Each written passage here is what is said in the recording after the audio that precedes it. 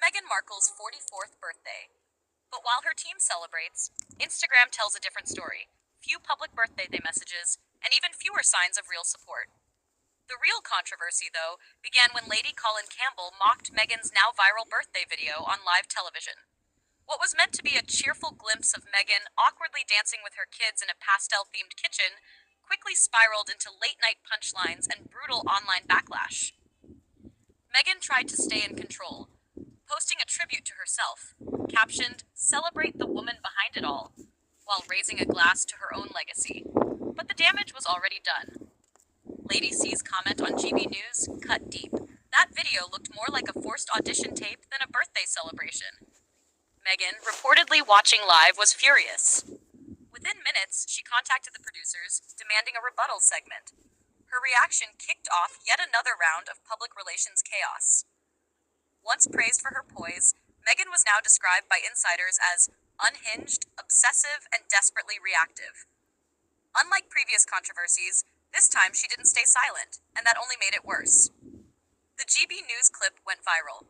Lady C had casually been asked about the birthday video, which had been online less than a day. Her response?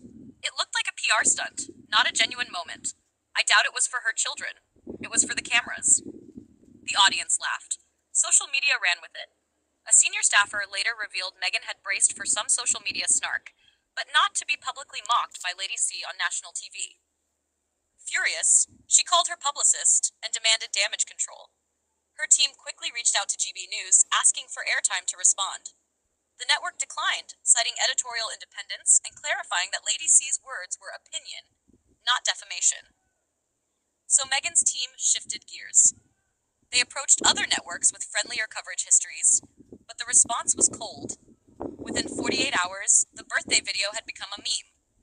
TikTok and X lit up with side-by-side edits comparing it to her previous baby bump dance moment. Users called the footage stiff, awkward, and hollow PR fluff. One verified creator posted, "Her kids look confused. She's waiting for applause. This isn't motherhood. It's rehearsal for the cameras." But it was Lady C's remark that stuck. It didn't just wound Meghan, it struck a chord with a public increasingly fed up with her scripted persona. Meghan's emotional reaction only made things worse. One former aide summed it up. "She's obsessed with her image." This was bound to happen. She doesn't just want approval, she craves it. Her team tried to reframe the video, sending out press releases claiming it was a private family moment shared with close friends. But the narrative had already slipped out of their control. Even her former inner circle stayed quiet. Not a single high-profile friend reposted the video, not even Serena Williams. That silence spoke louder than any comment. Then Lady C returned to TV with two other panelists and doubled down. "There's nothing wrong with celebrating your birthday. But if you broadcast it with this much intention, don't be shocked when people treat it like content, not sentiment." Social media erupted again. Hashtags like #StageSussex and had birthday performance began trending. Journalists speculated, was this video part of a brand relaunch after a string of failed ventures? If so, it had backfired. Feeling cornered, Meghan reportedly demanded an emergency meeting with her core strategy team, but instead of agreement, she was met with resistance. A longtime consultant told her bluntly, "The issue isn't the video, it's that people don't believe you anymore." That hit hard. Meghan built her brand on transparency and relatability. But now, even her most personal moments came off as staged. And for the first time, the backlash wasn't coming from the media. It was coming from regular viewers. Lady C's one-liner had unraveled Meghan's media machine. What started as a petty jab became a full-blown PR meltdown. And the worst part? Her once loyal supporters stayed silent. Meghan's senior media advisor had urged her not to respond. "Let it pass," he warned. But Meghan disagreed. She wanted to film a heartfelt message, mother to mother, woman to woman, hoping it would restore sincerity to her image. Her team, wary of more fallout, rejected the idea. A tense internal meeting followed. One consultant later reflected, "She was reacting emotionally. But this wasn't the time for emotion. It called for maturity, and she didn't show it." Still, her PR team looked for a softer strategy. They reached out to influencers and bloggers, asking them to praise the video's maternal warmth. Most declined, or simply ignored the pitch. One influencer reportedly responded, "I'm not putting my audience through another Sussex backlash." Just a year ago, they would have lined up to be part of Meghan's narrative. Now, the silence was deafening, more powerful than the criticism. The mainstream press wasn't interested either. When Meghan's team pitched follow-up features to reshape the story, most editors passed. One explained, "We've done this before, and it always ends badly." Behind the scenes, Meghan reportedly broke down in tears. Not over what Lady C had said, but over how quickly her image had collapsed, and how few people stood by her. At her Montecito home, tensions rose. Conversations shifted to betrayal, trust, and loyalty. Meghan began second-guessing even her closest allies, accusing some of staying quiet to protect their own reputations. In the days that followed, her former supporters, celebrity friends, feminist authors, media personalities, chose to stay silent. They didn't defend her.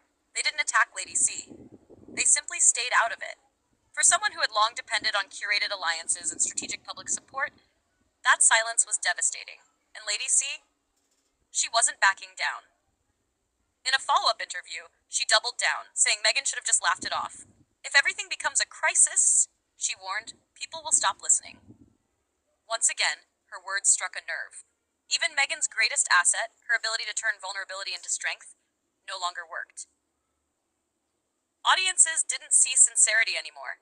They saw strategy, not emotion, performance. And that might be the most painful truth of all. Meghan's senior media advisor strongly urged her not to respond. "Let it pass," he warned. But Meghan refused. She wanted to film a heartfelt video addressing the backlash, speaking mother to mother, woman to woman. She believed it would come across as sincere and human. But her team, fearing the risk of even more backlash, shut the idea down immediately. The disagreement led to a tense internal meeting. One consultant later said, "She was reacting emotionally."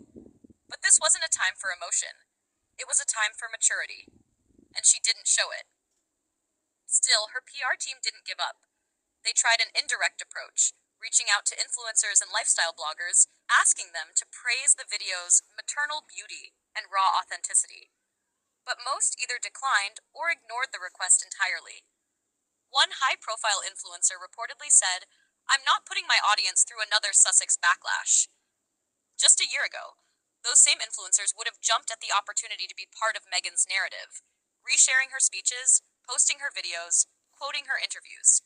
But now, the silence was louder than the hate. Even the mainstream media offered no help. When her team should post backlash coverage or redemption features, most editors turned them down. One said bluntly, "We've done this before, and every time, it gets messier." Another noted that public trust in Meghan had dropped sharply in recent months. Trying to reframe the narrative now would come across as disingenuous. Privately, Meghan was devastated. Behind closed doors, she reportedly broke down in tears multiple times in the week that followed. Not because of what Lady C had said, but because of how quickly her public image collapsed, and how few people stepped up to defend her. Inside her Montecito home, the mood turned dark. Conversations shifted to trust, betrayal, and brand protection. Meghan began second-guessing even her most trusted allies, accusing some of staying silent to protect their own public image. In the days that followed, many of Meghan's former supporters, celebrity friends, feminist voices, media allies, chose not to say a word. They didn't defend her. They didn't condemn Lady C. They just stayed out of it. For a public figure who had always relied on strategic alliances and curated support, that silence was damning. And Lady C? She didn't back down either. Days after her first remarks went viral, she doubled down in a follow-up interview. Meghan should have just laughed it off, she said. But instead, she treated it like a full-blown attack.